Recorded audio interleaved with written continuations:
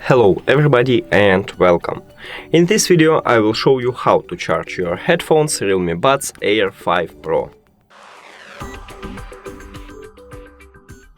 Basically, you have a few options how to doing it. The first one is to use a USB-C cable. So on the bottom on your charging case you have a USB-C port. So just connect USB-C cable to this port. And we have it. Now, the second one is to use your phone. You should have a USB-C to USB-C cable. If your phone doesn't support USB-C, maybe you should have a Lightning to USB-C or even micro USB to USB-C.